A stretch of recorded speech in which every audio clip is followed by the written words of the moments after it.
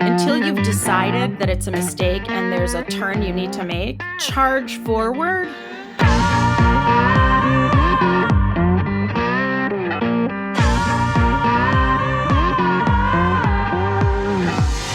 Hi, I'm Carol Podell, and this is She Takes the Lead. Hi, party people. It's Carol. I hope you're having a good day wherever you are, whatever you're doing. It's raining out in New York City right now. I usually love the rain. Basically, when I'm inside, I love the rain. If I'm outside, it depends on what's going on. I had an interesting experience, and I really just felt compelled to come on here because I wanted to talk about it. So I'm an artist. I mean, I'm a creative person, and I have made my livelihood as a creative person. I've made my livelihood in linear environments, in businesses, in corporate environments. And the truth is that I like them all. It's not like I don't like one against the other. They all have their pluses and they all have their minuses. You know, like I was a freelancer for many years when I was in TV, and there's an amount of hustling you have to do like all the time. And it's just part of that job, and that can get tiring or that can be fun. It depends on where you are. Like if you like networking, or if you're an extrovert or something like that, it can be kind of fun, but also it can be tiring because you're kind of always having to like hustle for the next job, or like plan for the next job, or there's sort of until you're at the level where you never have to worry about money again, which I have yet to be at. That's a piece of it. You walk into the corporate world, or where you're a salaried employee, it's got an amount of stability and it's consistent. And, unless you're in some kind of like bad or toxic environment, and hopefully that's not the case. And generally that's not the case, I think. I think everybody's probably been in those situations at some point or another, but hopefully you've been able to like get out of that. But generally, the stability is nice. Going in and seeing people and talking to people is nice if you like who you're working with. Even if you only like one or two people, it's still nice. You get out into the world. And I think getting out into the world is important.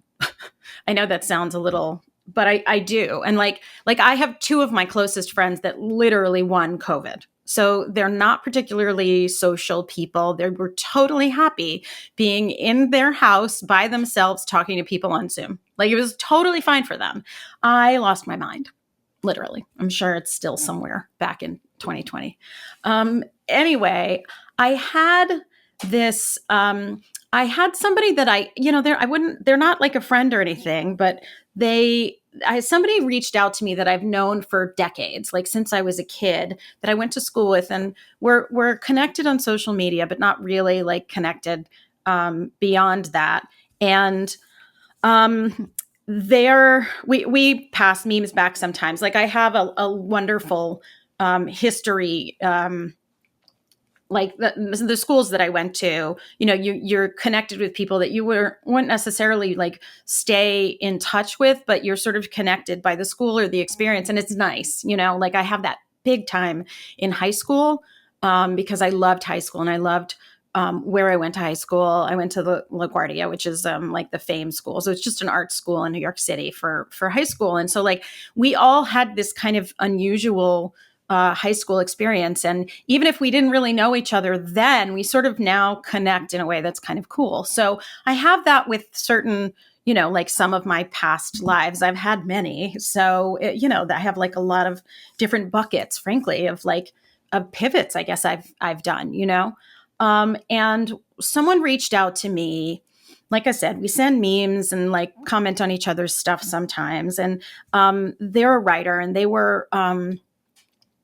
they reached out in a way that actually made me like not sure it was them, because they were like, I'm really having trouble and I'm really struggling. And initially it seemed like spam. And I actually reached out to them on another social media platform just to make sure it wasn't spam. And it wasn't. And they were like, I'm struggling. And I was like, okay, what's going on? And they were saying that they were, struggling financially, but they were a writer, and they, and I'm trying to keep this as anonymous as humanly possible, because this isn't about the person. This is really about the story of it and the piece that I've been thinking about. So I'm just wanting to make sure that's clear. So they were saying that they, were having trouble getting enough like money together to travel to because there was a job waiting for them, and that they were really like, they needed to do this job. They were born for this. This was the word that they used. They were born for this. And I was like, listen, you do the best that you can to like walk the road down that you're walking, like it's important to charge forward, even when it's on faith, even when it's on a whim, even if you don't feel like it, even if you feel like maybe this is a mistake, until you've decided that it's a mistake and there's a turn you need to make. Like, especially when you're a creative person that's monetizing their creativity, there's a lot of no's, and there's a lot of like people around you who are more successful than you, or have more privilege or more ability to make money, or maybe more of a cushion, so they're less worried about it. So that's not something they have to worry about. So they can worry about what they're producing, and also people are full of shit. Like, people are totally full of it. They walk into their work environment and completely fabricate what's going on so that they can give you an impression of success, so that it seems like because a lot of times, you get comfort in confidence, like if you, when you're hiring somebody, I've hired, I don't know, 250 people. Well, I've interviewed 250 people, but I've hired a lot of people in my careers. And, it's obviously you want to know that they have the background and the ability and the skill set to do what they're doing. But really what you're looking for is someone who gives you the confidence that they can do what they say they can do, and they can do it really, really well. There's other factors to it, but ultimately, like, that in the pocket moment is when you go, that person's on top of it. That person is confident that they can do it. And sometimes that's not right. And sometimes there are all kinds of other factors in there that make it not right. And sometimes it's, in the pocket and you've done a great job and they're there forever, and, they become better than you, which is ultimately kind of what you want on a certain level. Like, that's the goal. I don't want somebody to be better than me in that. No, that's not true. I always want somebody to be better than me if I'm hiring them. I don't necessarily want them to take my job unless I am moving up and they are taking that job. But I want them to move up. And if they're better than me and go further than me, it still makes them a great hire for me, because that means I'm with great people. But I digress. So they were just saying, like, they were very discouraged, and within the same like moment of saying, I'm born for this to write, they were like, all of these other people are so confident, maybe I should just give up. And I get that. I get that. I get that on so many levels. I've been there, I mean, I'm there now. Like, I don't mean this second, but I mean, like, like anytime you are pursuing something new, you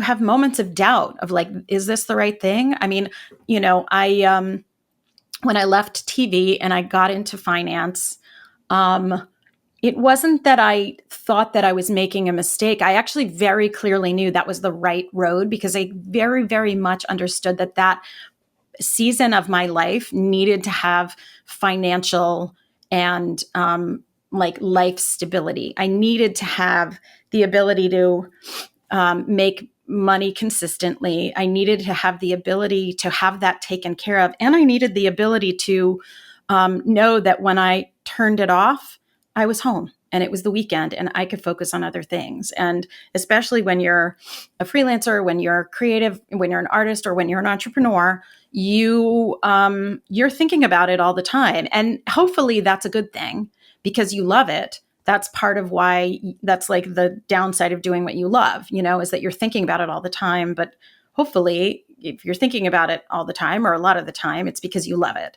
But at the time, I was like, this is the right move. I knew that was the right move because of the financial reward and the stability of it. But, like long game, I had a feeling it was the right move.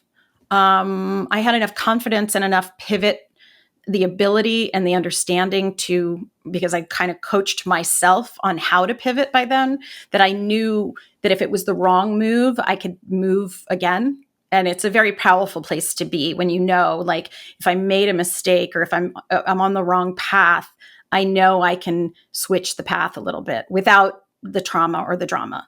But I get it. Like, there was still like, is this the right thing? Like, am I going in the right direction? Like, am I hiding from something? Am I running from something? I mean, the irony of like, you go get a real job, quote unquote.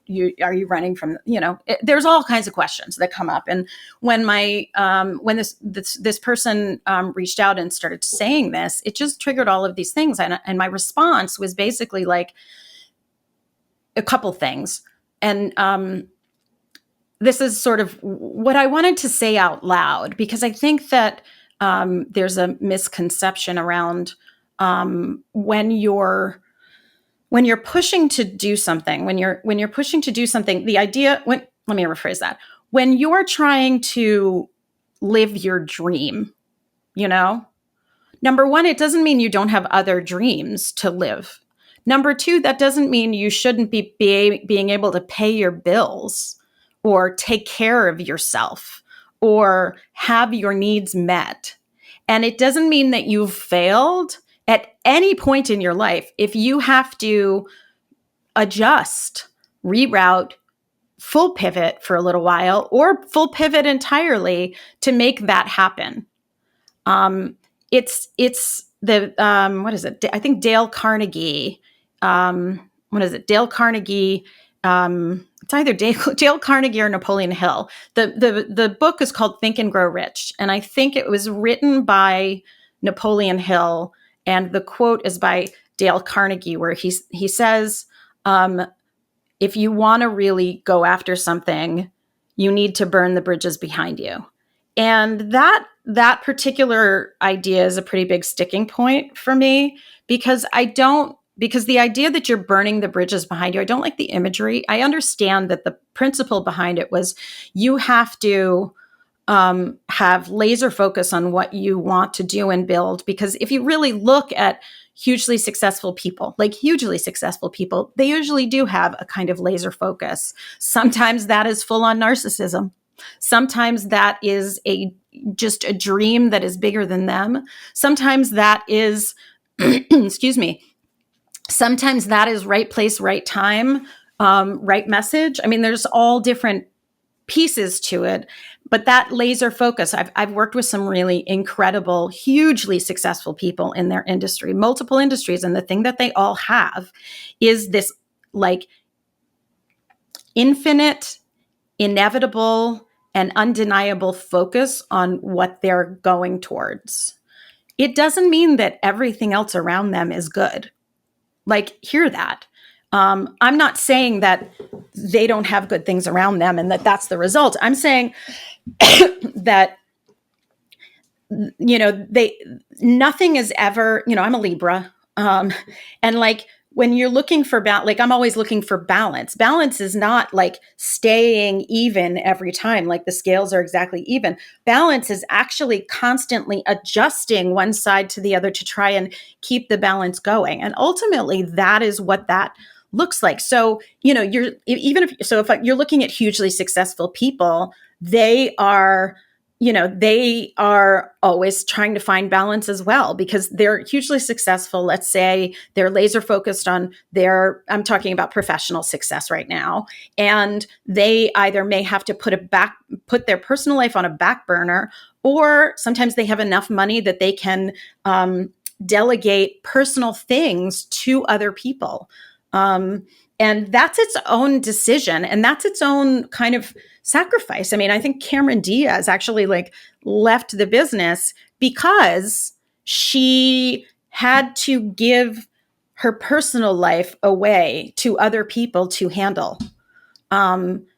and just for so it's clear like what that looks like that looks like it's not just like, oh, I have a personal assistant um who's picking up my dry cleaning, or cleaning my house or doing my laundry. That looks like, I have I am they are I'm on a special diet that I have to do, and so I am eating these meals, and these meals are being prepared for me ahead